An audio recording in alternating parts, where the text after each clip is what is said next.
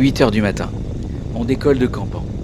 Le petit-déj de l'hôtel, 12 €. Servi à partir de 8h30. Non merci. À ce prix-là, ça devient plus cher qu'un repas. Du coup, plan B. On prendra quelques viennoiseries sur la route. Direction le lac d'Oredon. Pour un petit-déj tranquille face à la montagne. Mais avant ça, on file vers la Hourquette d'Ancizan. Franchement, conditions parfaites. Température nickel, lumière magnifique et presque personne sur la route. Juste quelques vannes garées au bord, avec les gens encore endormis à l'intérieur.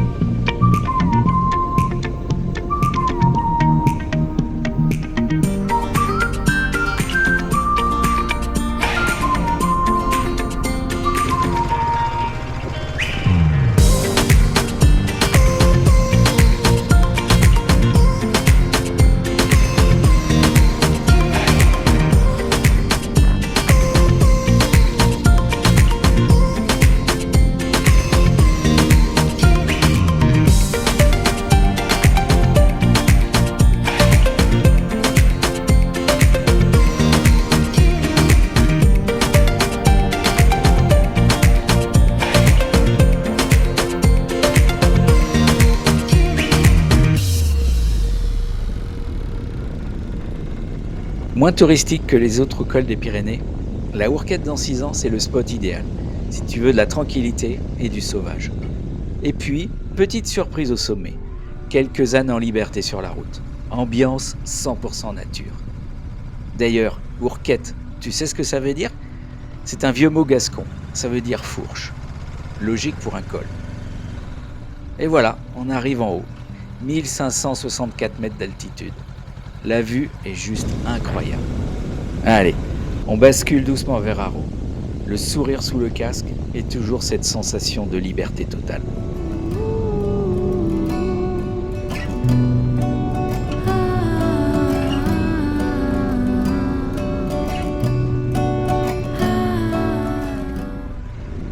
On grimpe maintenant vers le lac d'Oredon. Une route encore bien sauvage. Tout ce qu'on aime. Passage étroit, virage serré. Et j'aperçois sur le GPS une série d'épingles. Donc oui, ça va monter sec. Mais on est là pour ça. Et on est chaud. Le pied total. Dommage que vous ne puissiez pas voir notre sourire sous les casques.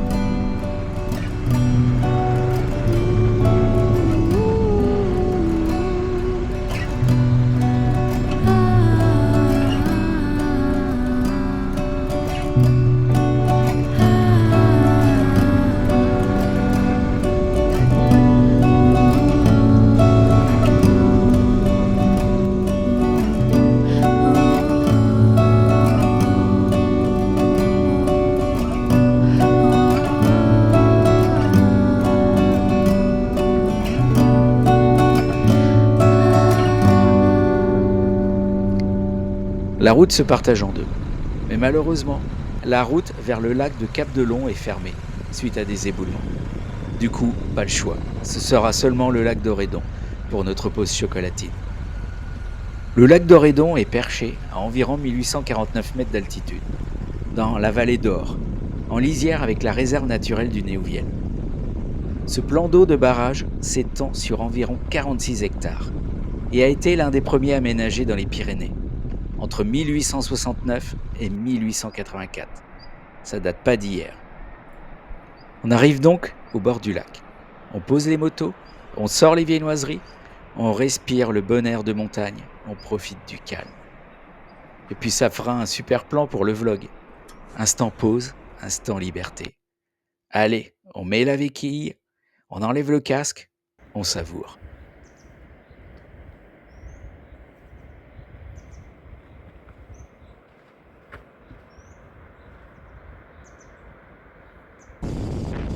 Après cette petite pause bien méritée au bord du lac, il est temps de reprendre la route. Mais avant d'attaquer la suite du périple, il nous faut notre dose de caféine. La mission du moment, trouver un petit café. La suite du programme du jour, remonter vers le col du Tourmalet. Mais pour y aller, on reprend d'abord la route de la Hourquette dans 6 ans. Et oui, difficile de se lasser d'un coin pareil. Ces paysages, cette lumière, ce calme, franchement, on ne s'en lasse pas. Mais surprise en haut du col, il y a des bouchons. Et pas à cause des voitures de tourisme, non, non, ce sont les ânes du coin qui ont décidé de bloquer la route. Et quand un âne ici décide qu'il ne bouge pas, eh ben, il ne bougera pas. Ce sont les rois du col. Et nous, on attend patiemment que Sa Majesté veuille bien libérer le passage. Ambiance détente, sourire sur le casque et surtout, la montagne dans toute sa simplicité.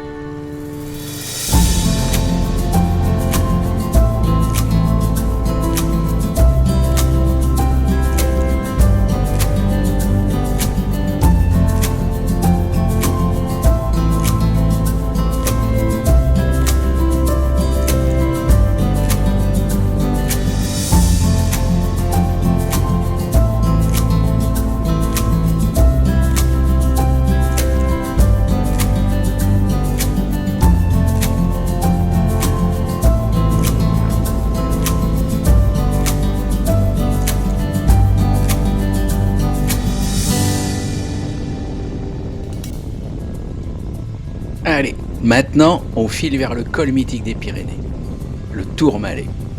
Un col de légende, et pas pour rien. Le Tour de France y est passé 86 fois, un record absolu. C'est tout simplement le col le plus franchi de toute l'histoire du Tour. Mais bon, à moto, je vais être honnête, je le trouve pas si intéressant que ça. Peut-être que je suis pas normal. Déjà, il y a beaucoup trop de monde. Et puis on traverse la station de la Mongie. En plein été, c'est pas ce qu'il y a de plus joli. Des remontées mécaniques partout, des barres d'immeubles d'un autre temps. Heureusement, il y a quelques superbes points de vue, notamment sur le pic du Midi qui domine la vallée.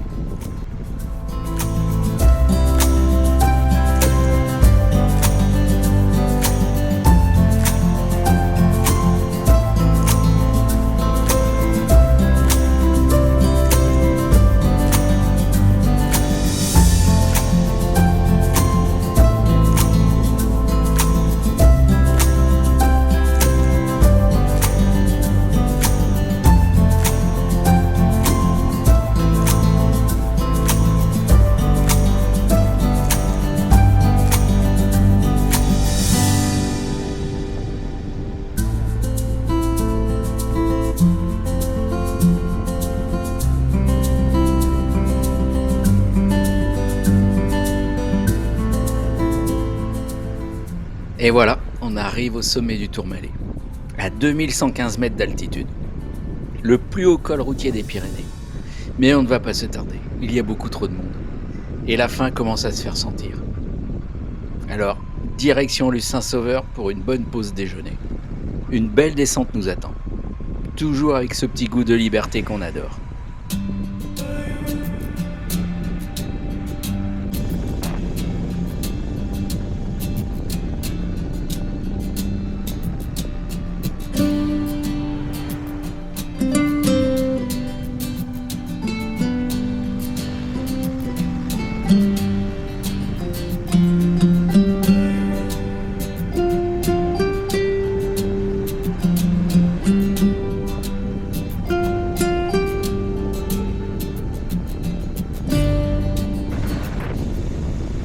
Après un repas simple, mais bien sympa au relais motard de Luz, on reprend la route, direction un grand site des Pyrénées, Gavarnie.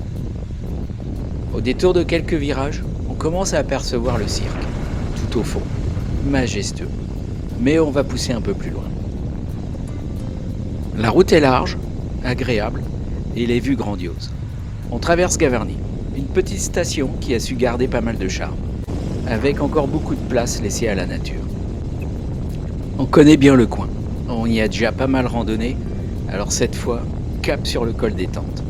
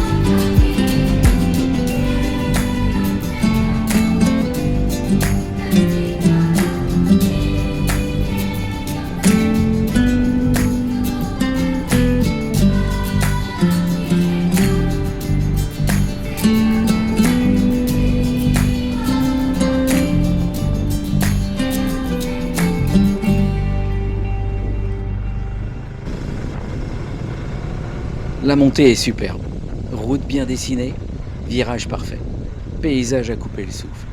Et si on regarde bien, On aperçoit beaucoup de marmottes, ou même des vautours qui planent au-dessus des crêtes. Et puis, attention aux moutons, ces stars locales, souvent posées en plein milieu de la route, tranquilles, à faire la sieste.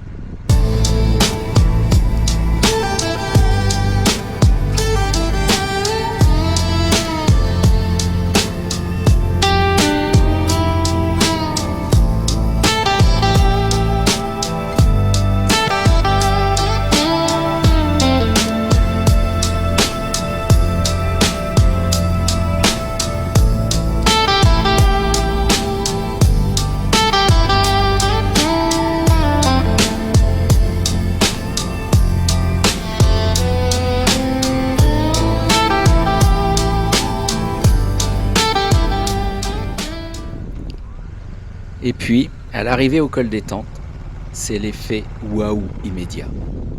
Pas besoin de mots, juste le silence, les montagnes et cette impression d'être minuscule face à l'immensité. Ce lieu est classé au patrimoine mondial de l'UNESCO. Et franchement, la magie opère toujours. Autour de nous, des dizaines de pics, tous plus hauts les uns que les autres. Une vraie invitation à la contemplation. D'ici, on peut partir sur la brèche de Roland, un coin mythique, caché derrière les sommets. Mais aujourd'hui, on se contente de profiter, de respirer et de savourer un peu de fraîcheur. Parce qu'en bas dans la vallée, il commence à faire bien chaud.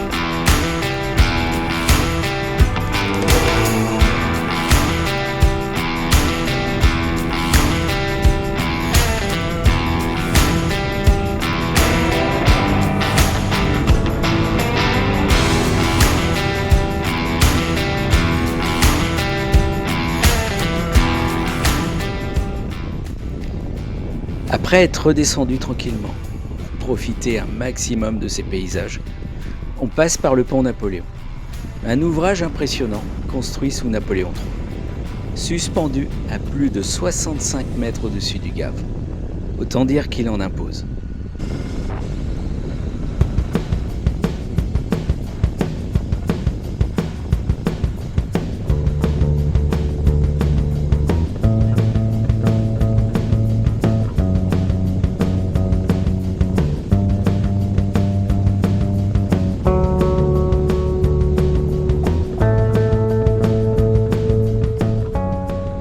Ensuite, on file vers l'Uzardiden. La montée est encore magnifique, avec une route large et nickel, parfaite pour la moto. Comme souvent dans les stations, l'arrivée est un peu moins charmante. Quelques bâtiments pas très jolis, et juste un robinet pour les cyclistes. Mais la montée, elle valait vraiment le détour. Après une petite pause à l'ombre, on redescend doucement vers notre hébergement du soir, le Soum de Laz.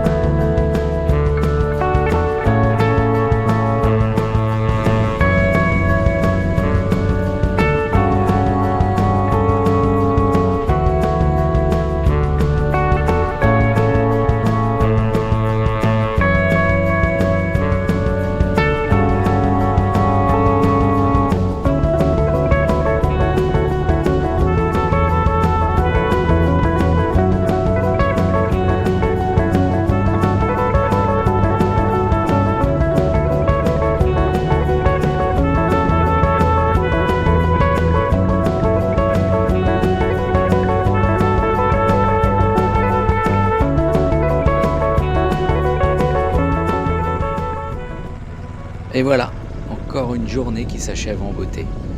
On en aura pris plein les yeux, plein de souvenirs dans la tête. Et maintenant, on arrive au Soum de Laz. C'est un de nos coins préférés. Authentique, accueillant, on y mange bien, on y dort bien, et la vue sur les montagnes autour est juste magnifique. Et le tout à un prix plus que raisonnable. Mais chut, ça reste entre nous. 18 juillet, et malheureusement, c'est la fin des vacances pour nous. Il faut penser à rentrer. Mais avant d'attaquer les longues routes un peu ennuyeuses du retour, impossible de ne pas passer par deux cols mythiques, juste à côté d'ici, le Soulor et l'Aubisque. On les a peut-être déjà fait plusieurs fois, mais franchement, quand on aime, on ne compte pas. Et ce matin, on a encore envie de se faire plaisir. Ces cols, c'est le paradis des cyclistes, et ils sont nombreux en ce moment. Forcément, le Tour de France passe dans le coin ces jours-ci.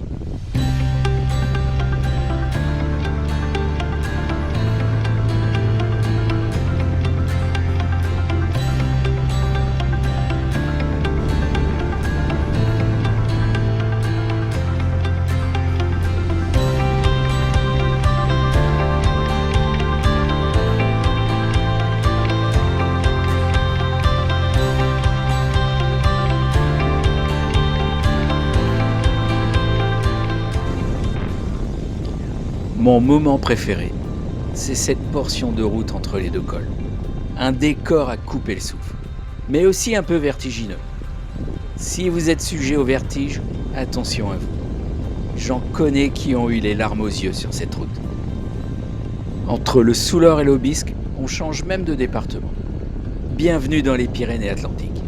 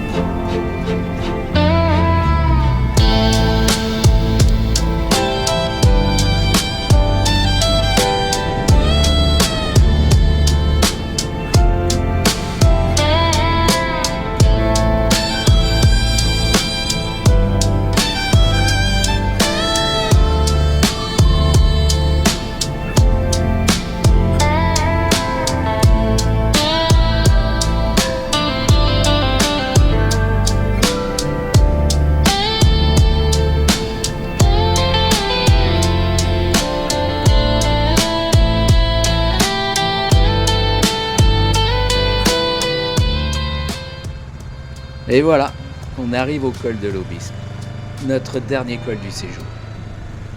15 jours de pur bonheur, de paysages incroyables, de liberté totale. Mais comme toujours, toutes les bonnes choses ont une fin. Il va falloir reprendre le boulot, ranger les bagages et déjà commencer à rêver du prochain road trip.